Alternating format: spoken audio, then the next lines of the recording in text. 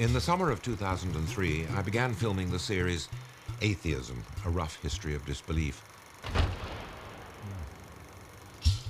As part of the process, I talked to a number of writers, scientists, historians, and philosophers. Having secured their cooperation, I was very embarrassed to find that a large proportion of what went on ended up on the cutting room floor, simply because the series would have lasted 24 hours otherwise. Well, as it happens, the BBC agreed with me that the conversations were too interesting to be junked. And with these 6 supplementary programmes, they've made the extremely unusual decision to go back to the original material and to broadcast at length some of the conversations which I had. Conversations with people such as the English biologist Richard Dawkins, the American philosopher Daniel Dennett, the Cambridge theologian Dennis Turner, the American playwright Arthur Miller, the English philosopher Colin McGinn, and the American Nobel Prize-winning physicist Steven Weinberg.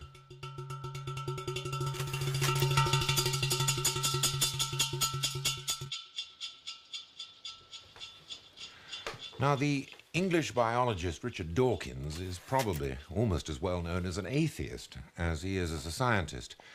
And it's clear in the conversation we had that the theory of evolution played a very important part in undermining his own religious belief. But as it happens, we met right at the start of the war in Iraq. So before we could get to Darwin, we started by contemplating the role that religion had played in the policies of a Christian British Prime Minister and a Christian American President. Blair is obviously an order of magnitude more sophisticated intellectually than Bush. That wouldn't be difficult. But I suspect that whereas Bush is just plain naive, they probably both have some sort of an idea that there's a war going on between good and evil. And that, in Bush's case, and in the case of I think many Americans, I suspect that many of them can't tell the difference between Saddam Hussein and Osama bin Laden. I mean, that they're all evil. And so that's why it was so easy to switch the American public from a genuine fight against terrorism after September the 11th to a totally irrelevant fight against Iraq, which after all could have happened at any time. But what happened was that September the 11th focused everybody's attention on evil and the fact that there's a them against us. And it then became very easy to muddle up in people's minds anybody evil. Now, in identifying them as exponents of evil, I believe, and I'm sure you do, that they actually think that evil is a principle of some sort which exists in the universe, a spirit. Now, do you think that that notion of evil as an autonomous principle is inseparably associated with a religious belief in a deity? Well, I think it's very similar, and I think that there is a sort of impulse in humans to personify and to, instead of just recognizing that evil and good are descriptions we give to things that people do, I mean, good things and bad things. I think there is a tendency to personify and to think that there's a spirit of good, a spirit of evil. That implies some kind of a war between them. You can kill evil by having a war against, in this case, evil people, without realizing that that may very well spawn a whole lot of more people who may not necessarily be evil, but who will simply rise up and do things like terrorist acts as a consequence. So in other words, in addition to these mortal exponents of wicked deeds, there is, as it were, behind the visible and palpable surface, some sort of metaphysical principle which outlasts. I think that's what they think. Whether directly, I expect Bush actually thinks that literally, and I think Blair kind of subconsciously thinks it, yes. So you think that this is being an inevitable consequence of a larger religious belief in the existence of metaphysical principles in the universe? I'm sure it goes with a larger religious belief, whether it stems directly from that religious belief or whether both of them stem from the same kind of mental predisposition, which I dare say all humans have to some extent. I don't know. But if, as Richard suggests, all human beings share a predisposition to believe, I wanted to know the extent to which he himself might have experienced belief in his early life. After all, I've been talking to many people who, with varying degrees of enthusiasm, identify themselves as atheists or disbelievers, and I was interested in how people arrived at it, or whether they had had it from the start. I asked Richard whether he started life, as indeed I had, without a religious thought. No, I had a normal Anglican upbringing, and I think I first started to doubt it when I woke up to the fact that there were lots of different religions and they couldn't all be right, and it was just an accident, an arbitrary accident, that I happened to have been brought up in the Anglican Church. So that caused me to have doubts, and I sort of became a non-believer at the age of about 9 as a result of that. However, I then reverted to religious belief until the age of about 16. Okay, well, if I can stop you there Yes. and say, I'm very interested in these critical moments. Yes. What do you think prompted the reversion to something which you had begun to be doubtful about? I think it was the argument from design. I think I started to appreciate the glorious complexity, especially of life, and didn't at that time understand the Darwinian explanation for it. And so I think that I did the rather naive thing of assuming that if something looks as though it's designed, it probably is designed, and didn't kind of wake up to the alternative explanation until I was about 16. Also didn't wake up to the fact that even without the Darwinian explanation, design is a very bad explanation for the complexity of life, because it's got a regression built into it. I mean, you have to explain the designer, and so it's not even a good explanation. But finally, I was about 16 when I discovered Darwinism and was taught Darwinism, and then realized that there is not just an adequate explanation for the complexity of life, but a wonderful, sort of electrifyingly simple explanation, which is the Darwinian evolution. Now, did it come as a flash of delight, or was there in fact an agonizing sense of regret and remorse at what you had lost? I don't remember any regret. I think it was delight, and it was a delighted sense of freedom, perhaps, from a view of the world which was always rather unsatisfactory anyway. And it was also delight at the positive feeling that one now had a fully satisfactory explanation of the way the world was, and that I had my life before me to try to understand that in detail. All right, now if I can go back to that period between 9 and 15. 9 when you first started to have doubts about it because there were so many religions, and 15 when you had the, as it were, the biological road to Damascus and began to read Darwin. What form did your relatively undoubting religion take? I mean, in the way of observance, in the way of prayer, in one way or another? Oh, yes. Between 9 and 15, I was pretty devout. I got confirmed. I used to pray. I used to sort of have little fantasies at school, in boarding school, sort of creeping down to the chapel and praying and having sort of visions of angels and things. I remember being prepared for confirmation, which actually, even at the time, I could sort of see that was a load of rubbish. I mean, I sort of forced myself to go on believing in it, because here was this vicar and his cassock telling me about it, but it just didn't hang together. It didn't make any sense. I could follow an argument that said the world is such a beautiful place, it needs a designer. But that wasn't what it was about at all. It was all about original sin and things like that, which even then I could sort of see wasn't really coherent.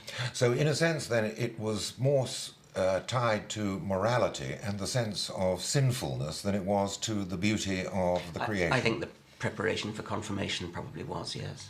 Yeah.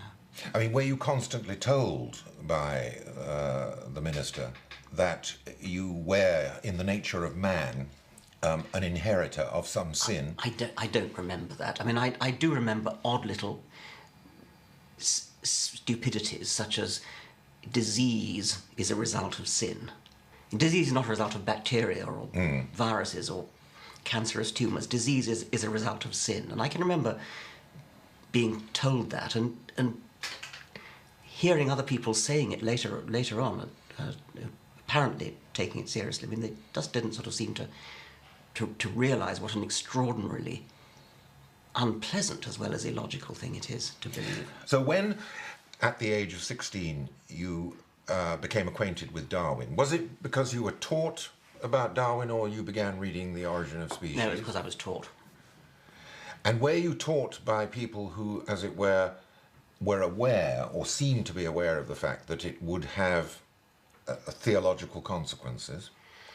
No, I don't think so. I mean, that wasn't the terms in which they put it, anyway.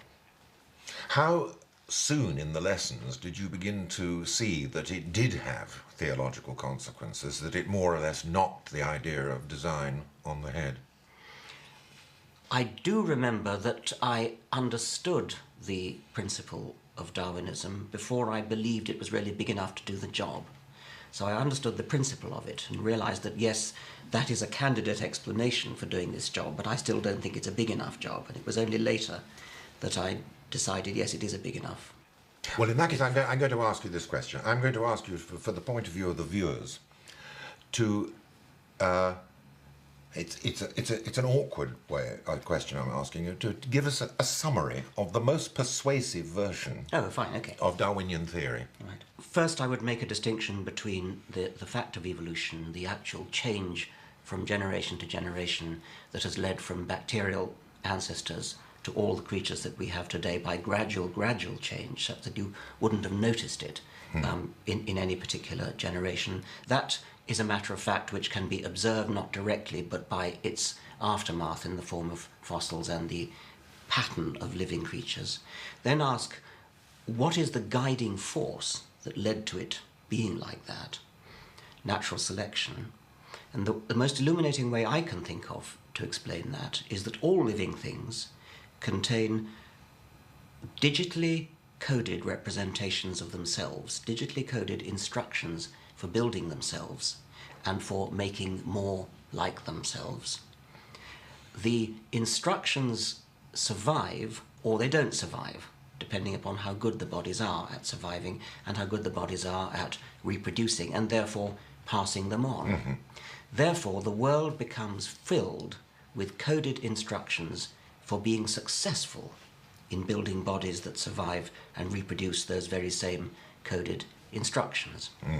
Now, the objection that is constantly raised by people who hear this, to me and to you, extremely persuasive argument, they say, aha, but what is the source of these fruitful novelties upon which natural selection exerts its pressures? People would say, well, surely the novelties themselves, even if they are then pressure is exerted upon them, something has to explain the novelties themselves. Yeah. Well, the novelties themselves, of course, are genetic variations in the gene pool, which ultimately come from mutation and more proximally come from sexual recombination. There's nothing very inventive or ingenious about those novelties. I mean, they are random. And they mostly are deleterious. Most mutations are bad. And so you really need to focus on natural selection as the positive side, and it's only natural selection that produces living things which have the illusion of design. The illusion of design does not come from the novelty. It comes from what happens to the novelty as it is filtered through. But the argument was constantly levelled about the imperceptible changes which might, in fact, as they were developed and recurred, would have culminated in something as useful as a feather. They constantly emphasised the fact, what was it about that early novelty, before it had accumulated to the point where it was recognisably doing an adaptive job, where could natural selection get its purchase upon something which was no more than a pimple? Yes. Well, it's a fair point, and it's one that I've talked about quite a lot. There cannot have been intermediate stages which were not beneficial. There's no room in natural selection for the sort of foresight argument that says, well, if we got to persist for the next million years and it'll start becoming useful. That doesn't work. There's got to be a selection pressure all the way. So there isn't a process, as it were, going on in the cells saying, look, be patient. No. It's going to be a feather, believe me. Yes. Sidney Brenner satirized that beautifully when he said he imagined some protein arising in the Cambrian, which was kept because it might come in handy in the Cretaceous. It doesn't happen like that. There's got to be a series of advantages all the way in the feather. If you can't think of one, then that's your problem, not natural selection's problem. Natural selection, well, I suppose that is a sort of matter of faith on my part, since the theory is so coherent and so powerful. You mentioned feathers. I mean, it's perfectly possible that feathers began as sort of fluffy extensions of reptilian scales to act as heat insulators. And so the final perfection of the sort of wing feathers that we see in flying birds might have come very much later, and the earliest feathers might have been a different approach to hairiness among reptiles, keeping them warm. Over and over again, we come across cases where an organ starts out doing one thing and then gets modified to doing another thing. But it's not very useful to challenge an individual biologist's ingenuity in thinking up what particular intermediates might have looked like, because we don't, I mean, maybe we're just not ingenious enough to think what they are. I should have thought there's a more general argument, which is that we shouldn't in any case be saying, oh, I can't think what the explanation for it is, therefore it must have been designed. There's a fatal weakness in any argument which says, I cannot understand how X could have happened, therefore it must have been designed. It would be as if you took a famous scientific discovery, and I think of Hodgkin and Huxley's working out of how the nerve impulse works, a very difficult problem involving very tough mathematics. Suppose that they found it too difficult. Would we have respected them if they'd said something like, I can't work out how this nerve impulse works, Hodgkin, can you? No, Huxley, I can't. Let's just give up and say God did it.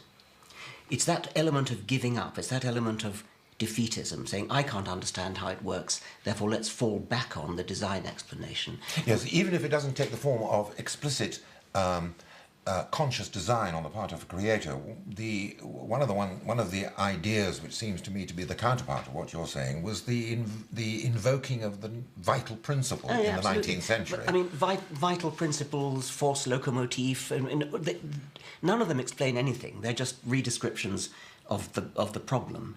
But they're pernicious because people think they explain something. It sort of vaguely sounds as though it explains something, and people are so used to the idea that complicated things in our human world are indeed designed and made.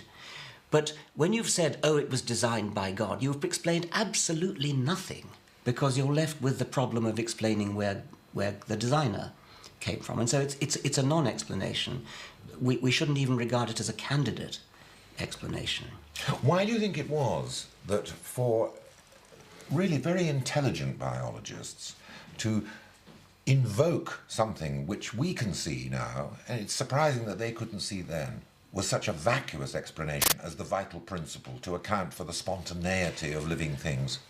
Well, I suppose it's all very well for us to say we can see that it's nonsense, but when you didn't have anything better, I mean, I could imagine in the time of Hume, for example, he would have said, this is a bad explanation, and he was right. But he didn't actually have a better one to put in its place. And so you have to be quite intellectually courageous to stick on the philosophical point that it's clearly a bad explanation. And I think that in a real sense it had to wait for Darwin, who produced a deeply satisfying explanation. I mean, it would have been wonderful if Hume would have been simply captivated to have heard Darwin's explanation, I suspect.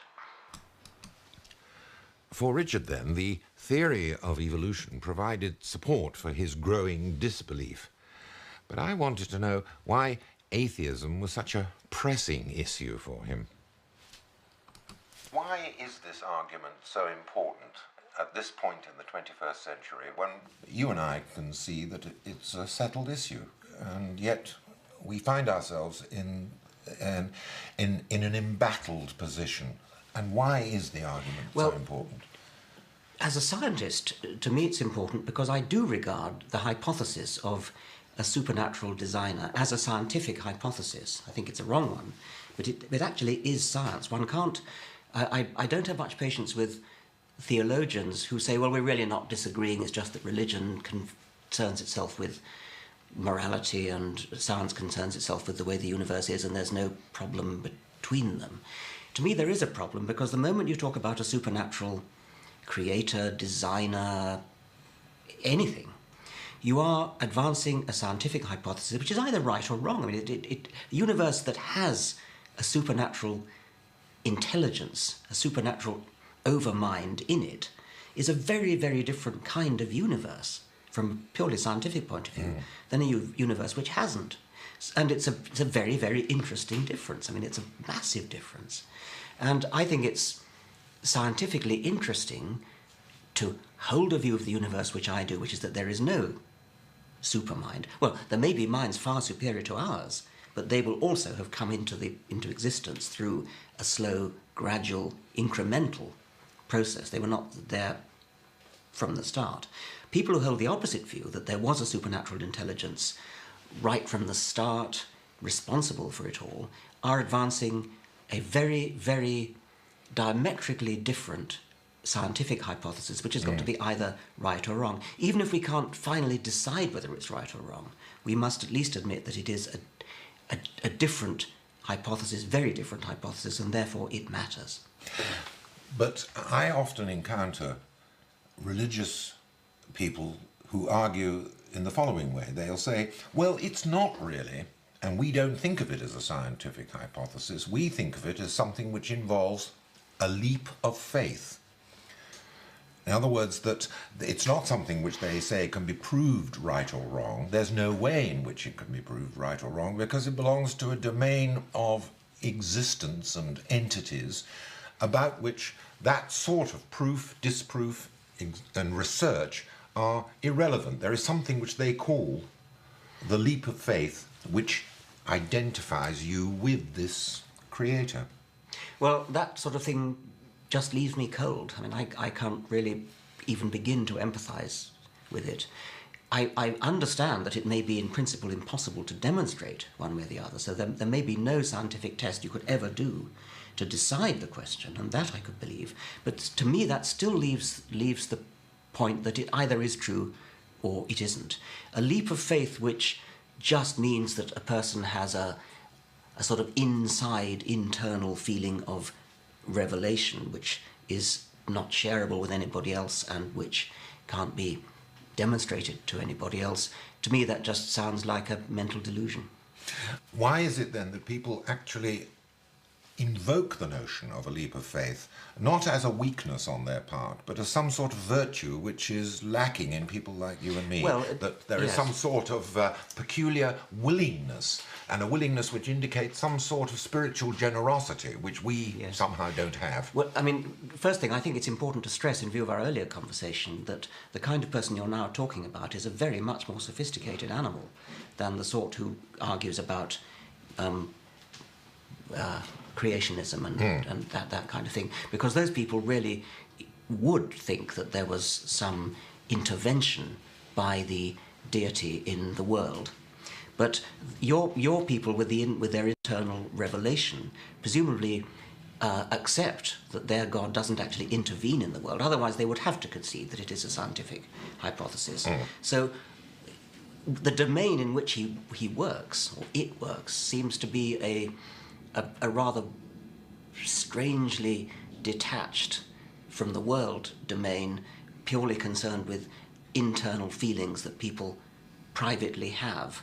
But the implication is that it's a domain from which we are unfortunate enough to be excluded. That's right. And as I say, that it's a lack of some sort of talent, generosity, or blindness Yes. on our part, which cuts us off from the beauty and majesty of this domain. Like not knowing what it's like to fall in love or something. Yes. Being deprived, being deficient in some important way.